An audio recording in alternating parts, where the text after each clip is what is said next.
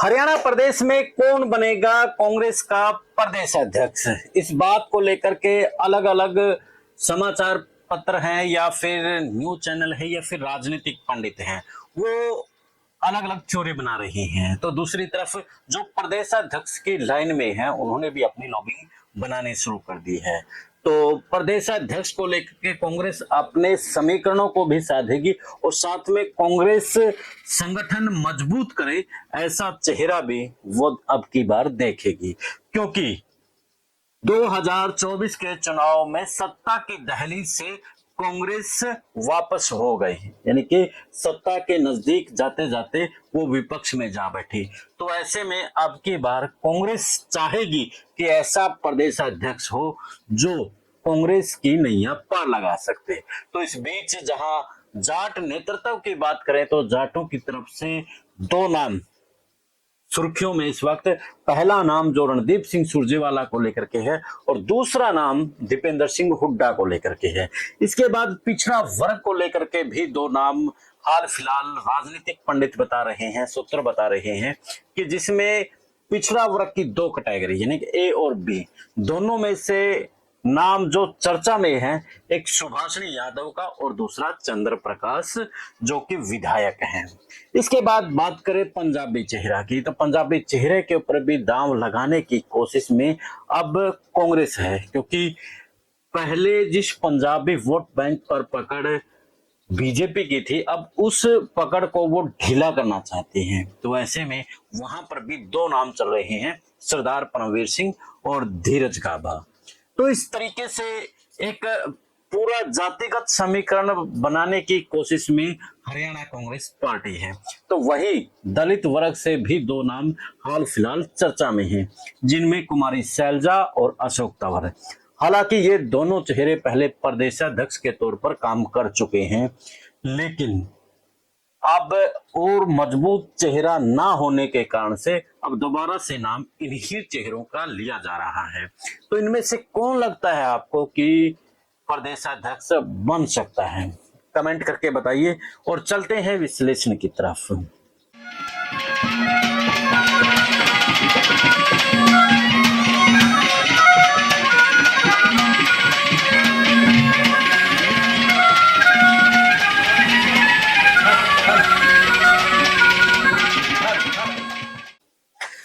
मैं कुलदीप खंडेलवाल और आप देखना शुरू कर चुके हैं द इनसाइडर मीडिया। हरियाणा की राजनीति की बात करें तो अब हरियाणा की राजनीति में जहां एक तरफ बीजेपी अपना प्रदेशाध्यक्ष ढूंढ रही है, तो दूसरी तरफ कांग्रेस भी अपना प्रदेशाध्यक्ष इस वक्त ढूंढ रही है। दोनों पार्टियां इस वक्त अपने समीकरणों को साधने की कोशिश में हैं कि समीकरण साध करके प्रदेशाध्यक्ष बनाया जाए, यानी कि पार्टी का चौधरी बनाया जाए। तो जातिगत समीकरण के साथ में दूसरे समीकरण भी देखे जा रहे हैं। तो कांग्रेस पार्टी के लेकर के आज हम चर्चा कर रहे हैं। पहले जिस तरीके से जो सबसे ऊपर नाम उछल रहा है हाल फिलहाल वो रणदीप सिंह सुरजेवाला का, उसके बाद दीपेंद्र सिंह हुड्डा का नाम छाया हुआ है। रणदीप सिंह सुरजेवाला का नाम इसलिए सुर्खियों में है क्योंकि रणदीप सिंह सुरजेवाला जमीनी स्तर से वो पार्टी को उठा सकता है। रणदीप सिंह सुरजेवाला ने जब यूथ कांग्रेस की कमान संभाली थी, उस वक्त उसने जो खेल रचा था, कांग्रेस को उठा दिया था। इसी तरीके से वो कांग्रेस को उठा सकते हैं और साथ में वो जाट नेतृत्व के साथ में, यानी कि सॉफ्ट जाट राजनीति के तौर पर उनको जाना जाता है और बनिया समाज के साथ पिछड़ा वर्ग हो या फिर ब्राह्मण समाज हो, रणदीप सिंह सुरजेवाला के साथ खड़े हो सकते हैं। तो दूसरी तरफ दीपेंद्र सिंह हुड्डा का नाम भी चला हुआ है। दीपेंद्र सिंह हुड्डा एक जाटों के बड़ा चेहरा है और 2024 के चुनाव में भी जिस तरीके से चुनाव लड़ा गया वो ज्यादातर इसी मुद्दे पर लड़ा गया है। बीजेपी ने भी इसको खूब बनाया, जाट और नॉन जाट का। तो अब फिर से यही कोशिश बनाई जा रही है कि जो कांग्रेस से जाट वोट है वो अब असमंजस की स्थिति में है और वो कहीं अब इनेलो और जेजेपी की तरफ ना रुख कर ले और कांग्रेस की तरफ रहे। तो इसलिए दीपेंद्र हुड्डा इसके लिए ठीक बैठते हैं। हालांकि समीकरण ये भी कहते हैं कि दीपेंद्र हुड्डा के लिए जाट चेहरा बनना ही अब नुकसानदायक हो सकता है, क्योंकि अब जो जाट और नॉन जाट के बीच में जो राजनीतिक चक्रव्यूह तैयार किया है वो बेहद खतरनाक साबित हो सकता है। तो इसलिए रणदीप सिंह सुरजेवाला वहां पर सॉफ्ट जाट राजनीति के कारण से कांग्रेस की जो अब संगठन को लेकर के अनुकूल बैठते नजर आ रहे हैं, ऐसी चर्चा है। इसके बाद बात करते हैं दलित वर्ग। दलित वर्ग में दो नाम इस वक्त बड़े सुर्खियों में हैं, जो पहले भी प्रदेशाध्यक्ष रह चुके हैं, जिनमें एक अशोक तंवर और दूसरा कुमारी सैलजा। कुमारी सैलजा उस वक्त प्रदेशाध्यक्ष बनी थी जब अशोक तंवर के बीच में वाद विवाद हुआ था और कुमारी सैलजा को प्रदेशाध्यक्ष बनाया गया था, और उसके बाद फिर अशोक तंवर ने पार्टी छोड़ करके वो दूसरी पार्टियों में चला गया था, लेकिन चुनाव के बीच में वो बीजेपी को छोड़ करके फिर से कांग्रेस में घर वापसी कर ली थी। अब कुमारी सैलजा सांसद है सिरसा लोकसभा से, और अशोक तंवर बीजेपी के चेहरे थे, सांसद के उम्मीदवार थे, वो चुनाव हार गए थे। तो यानी कि दो पार्टियां के जो उम्मीदवार थे 2024 लोकसभा चुनाव में, अब दोनों कांग्रेस के प्रदेशाध्यक्ष की दौड़ में हैं। अशोक तंवर के लिए प्लस पॉइंट जो बताया जा रहा है कि वो जिस तरीके से ग्राउंड के ऊपर उन्होंने वर्किंग की थी, वो वर्किंग को फिर से प्रदेशाध्यक्ष की सीट की तरफ ले जा सकते हैं। जब आपने देखा था साइकिल यात्रा के साथ में उन्होंने और भी मुद्दों के ऊपर खूब काम हरियाणा में किया था, वही मेहनत अब अशोक तंवर के काम आ सकती है। और कुमारी सैलजा महिला कार्ड के साथ में वो सांसद हैं, और यही उनके लिए फायदेमंद दे सकती है।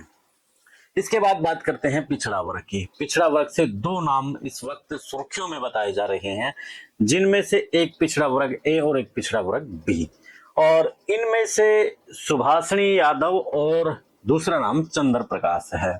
चंद्र प्रकाश ये वही नेता है जिसने कुलदीप बिश्नोई के गढ़ को तोड़ा है। इनके चौधरी भजनलाल की विरासत में सेंध लगाने वाले चंद्र प्रकाश थे, जो कि आईएएस ऑफिसर रिटायर्ड हैं, और उन्होंने एक प्रकार से हरियाणा की राजनीति में एकदम से सोचने को मजबूर कर दिया था जब उन्होंने भव्य बिश्नोई को चुनाव में हराया था। यानी कि भजनलाल की गढ़ को उन्होंने तोड़ा, जो सालों से किसी से टूट नहीं रही थी। तो चंद्र प्रकाश के पास जो ओबीसी का ए वर्ग को एकजुटता करने का भी यानी कि बताया जा रहा है कि वो एकजुट कर सकते हैं, तो इसलिए चंद्र प्रकाश को भी प्रदेशाध्यक्ष की दौड़ में बताया जा रहा है। तो दूसरी तरफ सुभाषिनी यादव, जो कि शरद पवार की बेटी है, और वो सामाजिक न्याय के ऊपर काम कर रही है, और सामाजिक न्याय के ऊपर काम राहुल गांधी कर रहे हैं।